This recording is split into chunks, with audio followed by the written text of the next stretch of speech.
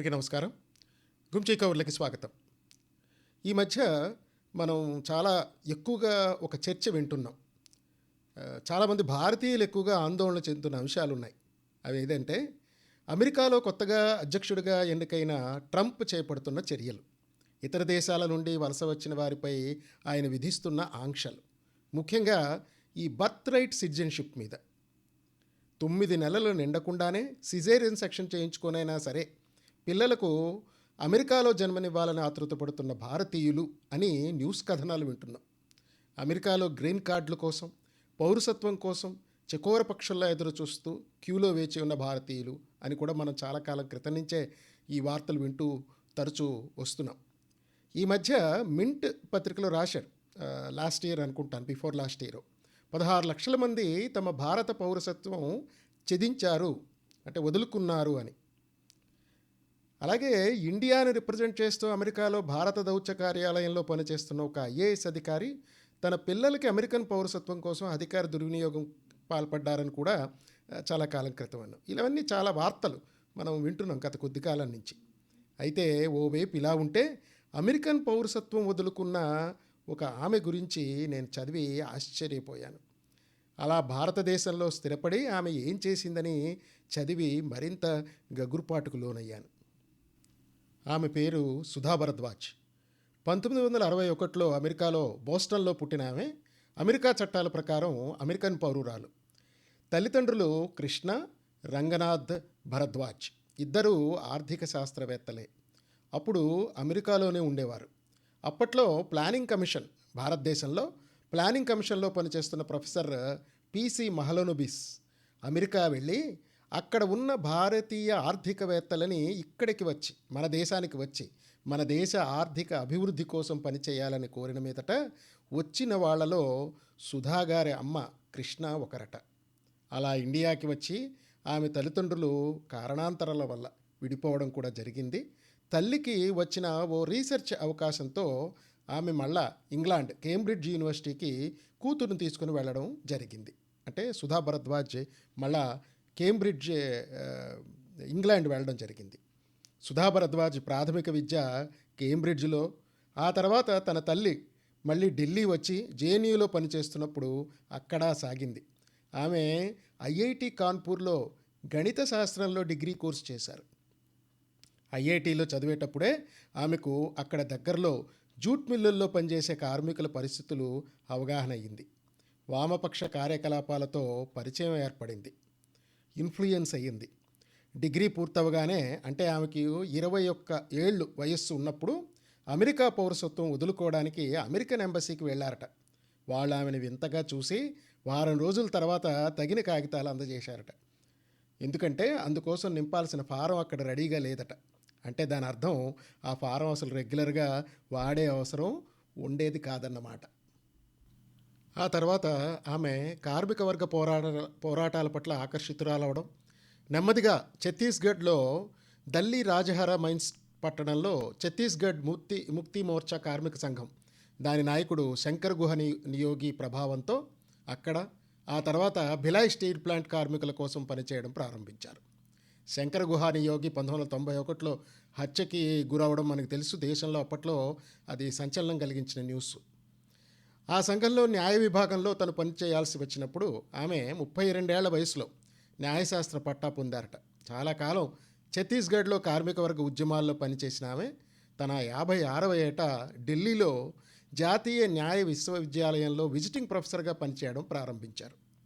ఆమె తన పెంపుడు కూతురు మాయేషా చదువు సంధ్యలు మంచి చెడ్డలు చూసుకుంటూ తన కుటుంబానికి సమయం కేటాయిస్తూ చాలా కాలం తర్వాత సాధారణ జీవితం గడుపుతూ ఉన్నప్పుడు 2018 ఆగస్టు 28న ఆమెను ఓ కేసులో పోలీసులు అరెస్టు చేశారు. తను ఏ కేసులో అరెస్ట్ అయ్యిందో తెలియకుండానే ఆమె గృహ నిర్బంధంలో ఉన్నారట ఇంచుమించుగా చాలా రోజులు.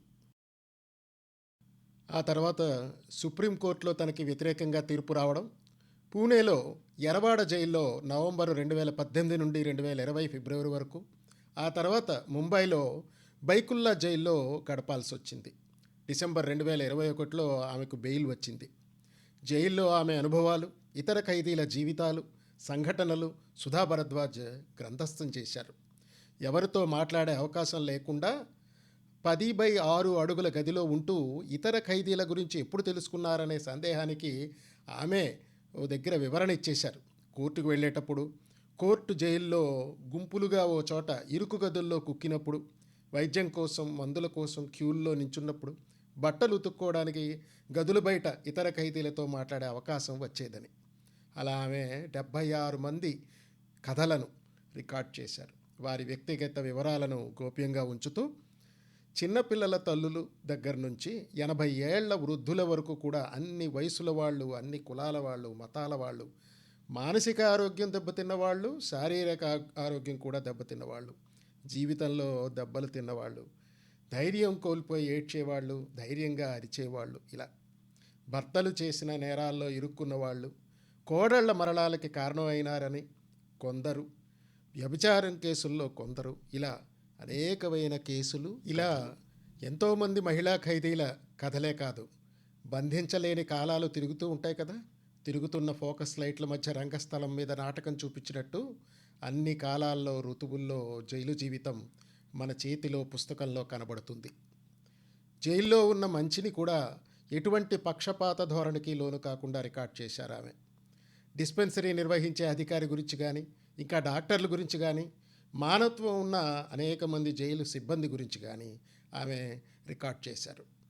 ఈ పుస్తకం పేరు ఉరి వార్డు నుండి, from fancy yard. Sudha Bharadwaj రాసిన ఇంగ్లీషు పుస్తకాన్ని తెలుగులోకి ఉరి వార్డు నుండి అనువాదం చేసింది కె. ఉషారాణి. ఉషారాణి ఇప్పటికే ఓ కథా సంపుటను వెలువరించారు. ఇంకా ఎన్నో పుస్తకాలను తెలుగులోకి అనువాదం కూడా చేశారు. ఎరవాడ జైల్లో సుధా భరద్వాజ్ ఎక్కువగా ఉరిశిక్ష మహిళా విభాగంలోనే గడిపారు. అందుకే ఆ పుస్తకానికి ఆ పేరు. ఇక 2020 ఫిబ్రవరిలో సుధా గారిని ముంబైలో బైకుల్లా జైలుకు మార్చారు కదా. ఎందుకంటే ఆమెని ఎన్ఐఏ వారు విచారణ చెయ్యాలి. అప్పటి నుంచి ఆమెకు 60వ పుట్టినరోజు, అంటే షష్ఠి పూర్తి అక్కడే ముంబైలో జైల్లో జరిగింది ఘనంగా. మేరీ బిస్కెట్లతో కేకు, బ్రిటానియా రస్కులతో పంచదార నీళ్లలో నానబెట్టి కలిపి పైన బోర్నబీటా వేసిన పేస్ట్ పూత, దాని మీద జామ్తో ఐసింగ్. అక్కడి ఖైదీలే ఆ వేడుక జరిపించారట. ఆమె అక్కడి ఖైదీలకు లాయర్ ఆంటీ. న్యాయ సలహా ఆవశ్యకత తెలుసుకోవడమే కాదు, జిల్లా స్థాయిలో న్యాయ సలహా రక్షణ మండళ్లు ఏర్పాటు చేయడానికి కొంతవరకు సుధా భరద్వాజ్ కృషి ఫలించిందని చెప్పాలి. కోవిడ్ సమయంలో జైల్లో ఖైదీలు మా కుటుంబాల మధ్య చావనివ్వండి అంటూ ఆగవాగం అయిపోతే సుధా భరద్వాజ్ వారి తరఫున ఎన్నో పిటిషన్లు వేసేవారట. కానీ చాలా తక్కువ పిటిషన్లు మాత్రమే ఆమోదించబడ్డాయి. 2021 డిసెంబర్ 1న జడ్జిమెంట్ రిజర్వ్ చేసి ఆ తర్వాత చాలా నెలలకు సుధా భరద్వాజ్ ముంబై హైకోర్టు షరతులతో కూడిన బెయిల్ మంజూరు చేసింది. ఇంతకీ ఆమె ఖైదు చేయబడ్డ చట్టం అన్లాఫుల్ యాక్టివిటీస్ ప్రివెన్షన్ యాక్ట్ 1967 ఉపా. వీలైతే పుస్తకం చదవండి. ఇది ప్రజాశక్తి బుక్ హౌస్ ప్రచురణ డిసెంబర్ 2023లో మొదటిసారిగా పబ్లిష్ చేశారు.